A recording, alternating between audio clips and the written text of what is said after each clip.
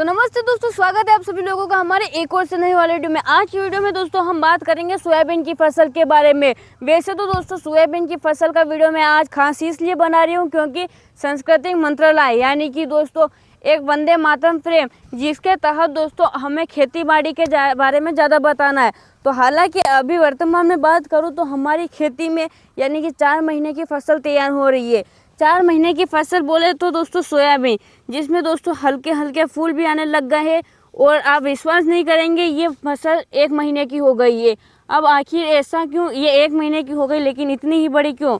क्योंकि दोस्तों इस बार है ना बारिश ने भी थोड़ा मतलब कि ये जो सोयाबीन की फसल होती है ना, इसकी जो भी सिंचाई रहती है शुरू से लेकर एंड तक ये सारी प्राकृतिक होती है। यानी कि जब भगवान चाहते हैं तब सोयाबीन में बरसात हो जाती है, यानी कि सिंचाई हो जाती है हमारी नज़र से देखें तो इसीलिए दोस्तों हमने इसमें तो चलो कभी एक बार ही हमने सोयाबीन बोई है।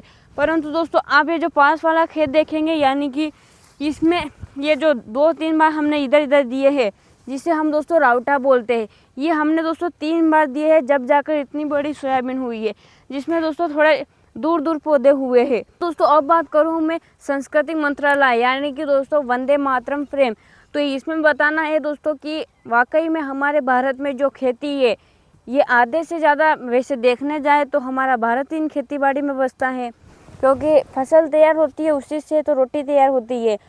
खैर हमारे यहाँ पर मतलब कि ऐसा नहीं है, मतलब कि मैं खुद गांव से हूँ तो उससे ज़्यादा मुझे इस वीडियो में ना तो ज़्यादा एडिटिंग की ज़रूरत है और ना ही कुछ स्क्रिप्ट की। वैसे दोस्तों अगर मैं स्क्रिप्टेड बोलूँ तो वो पूरी ऐसा रहेगा कि मैं मंच पर जाकर किसी को अपनी फसल के बारे में बता रही हूँ। इसीलिए दोस्तों जो अनुभव है या फिर जो सीखा है बचपन से वही बता रही हूँ। दोस्तों हमारा भारत देश कोई आम देश नहीं है, ये कृषि प्रधान देश है, जहाँ पर दोस्तों किसानों का सबसे ज़्यादा सहयोग रहा है। यानी कि दोस्तों कृषि प्रधान देश, जहाँ पर दोस्तों अभी हम मालवा की इस पावन धरा पर खड़े हैं, तो यहाँ पर दोस्तों अधिकतर मतलब कि मेरे घर पर तो हमेशा गेहूँ, प्याज और साथ में सोयाबीन और लहसुन, ये 4 तरह की खेती होती है। तो अब माना कि सोयाबीन का भाव, मतलब कि सोयाबीन का भाव आता तो है, फसल का भाव भी आता है, लेकिन फसल का भाव कब आता है? जब किसान उसे कम भाव में बेच देता है।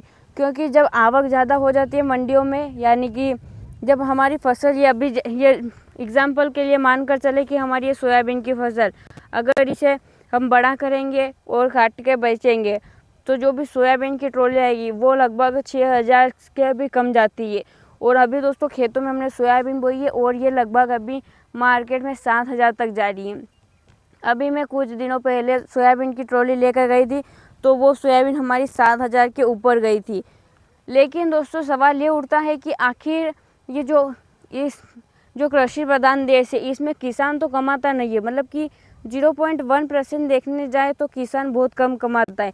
इसीलिए अब जो भी खेती होने लगी है वो खेती का दाम बढ़ गया है, यानी कि जो ज़मीन है उसका दाम बहुत ही ज़्यादा आसमान छूने लग गया है। लेकिन इसीलिए खेती को अब प्लाट में बदला जा रहा है। जैसे कि मार्केट अभी सीएस तो लगेगा हमारे उज्जैन के 2028 में, उसी के तहत यहाँ पर खेती मतलब कि हाईवे रोड और ये निकल जाता है, जिसकी वजह से खेती जो ज़मीन है वो बहुत महंगी हो गई है।